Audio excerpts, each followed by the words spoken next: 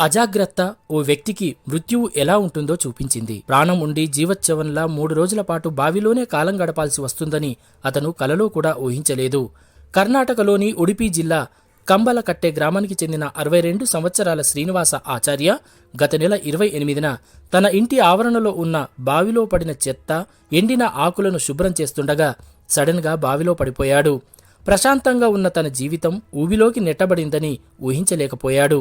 ఇంకా విచిత్రమేమిటంటే 1-2 రోజులు కాదు, 3 రోజుల పాటు తిండి తిప్పలు లేకుండా బావిలోనే చావుతో పోరాడి కొన ఊపిరితో బయటపడ్డాడు.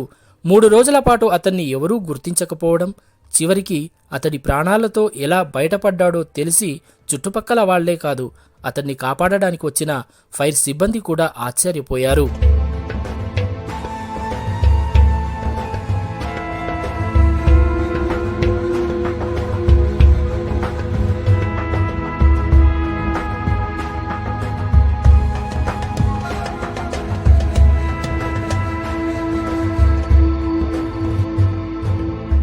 శ్రీనివాస ఆచార్య కంబలకట్టె గ్రామంలోని తన నివాసంలో ఒక్కరే ఉంటున్నారు. మార్చి 28న ఇంటి పరిసరాల్లో ఉన్న బావిలో చెత్తను, చెట్ల ఆకులను తొలగించేందుకు పూనుకున్నాడు. సుమారు 10 అడుగుల వెడల్పు, 20 అడుగుల లోతు ఉన్న ఆ బావిలో చెత్త పేరుకుపోయి నీటి ప్రవాహానికి ఆటంకం ఏర్పడింది. దాన్ని సరిచేయడానికి శ్రీనివాస ఆచార్య పంపుకు అనుసంధానించిన ఫుట్బాల్ పైపుకు కట్టిన తాడును పైకి లాగడానికి ప్రయత్నించాడు. కాని ఒక్క క్షణంలో ఆ తాడు తెగిపోయింది. దాంతో అతను బావిలో పడిపోయాడు. అయితే పూర్తిగా లోపల పడి ఉంటే ప్రాణాలు పోయేవి. కాని బావిలో ఉన్న తాడును గట్టిగా పట్టుకుని వేలాడగలిగాడు. బావిలో పడిపోయిన వెంటనే శ్రీనివాస ఆచార్య రక్షించమని అరవడం, కేకలు వేయడం ప్రారంభించాడు. అయితే బావిలోతు 20 అడుగులు ఉండటం, ఇంట్లో ఎవరూ లేకపోవడంతో అతని అరుపులు చుట్టుపక్కల వారికి చేరలేదు. బావిలో పడిన వృద్ధుడి ఇంటికి సుమారు 100 మీటర్ల దూరం వరకు ఏ ఇల్లూ లేదు. ఇరుగు పొరుగు లేకపోవడంతో అతన్ని కాపాడడానికి ఎవరూ రాలేదు. దీంతో 2 రాత్రులు 3 పగళ్ళు బావిలోనే భోజనం, నీళ్లు లేకుండా తన శక్తినంతా కూడగట్టుకుని తాడుని పట్టుకుని వేలాడసాగాడు. మరికొన్ని గంటలు లేదా మరో పూట శ్రీనివాస ఆచార్య బావిలోనే ఉంటే ప్రాణాలు పోయి ఉండేవి. బావిలో పడే కొన్ని రోజుల ముందు ఆచార్య గ్యాస్ సిలిండర్ను బుక్ చేసుకున్నాడు. డెలివరీలో ఆలస్యం కావడంతో తనకు పరిచయమున్న గణేష్ నుండి ఒక సిలిండర్ను అరువుగా తీసుకున్నాడు.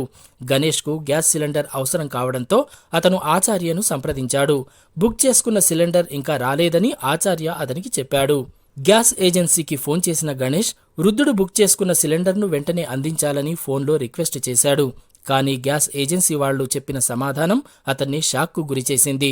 గ్యాస్ సిలిండర్ డెలివరీ చేసేందుకు ఆచార్య ఇంటికి వెళితే 2 రోజుల పాటు ఇంట్లో ఎవరూ లేరని, కనీసం సిలిండర్ డెలివరీని నిర్ధారించడానికి డెలివరీ సిబ్బందికి ఓటీపీ అవసరం. ఇంట్లో అతను లేకపోవడంతో గ్యాస్ ఏజెన్సీ సిబ్బంది ప్రతిసారి ఫుల్ సిలిండర్తో తిరిగి వచ్చారని చెప్పడంతో గణేష్కి ఒకంత భయం కలిగింది. కౌలుదారులను సంప్రదించాడు. ఆచార్య ఎలా ఉన్నాడో చూడమని కోరారు. ఆ కౌలుదారులు ఆవరణలో వెతికారు. ఆ తరువాత అనుమానంతో వారు బావిలోకి చూశారు. బావిలో కనిపించిన దృశ్యాన్ని చూసి షాక్ అయ్యారు.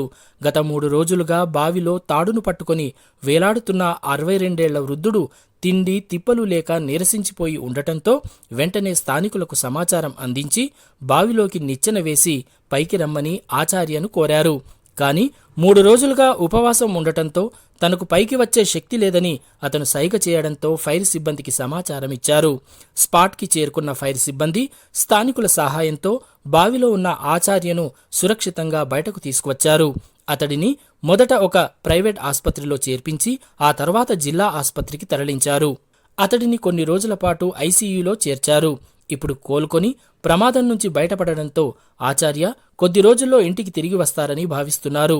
గ్యాస్ సిలిండర్ కొరత వల్ల అతని ప్రాణాలతో బయటపడ్డాడని స్థానికులు చెప్పుకుంటున్నారు.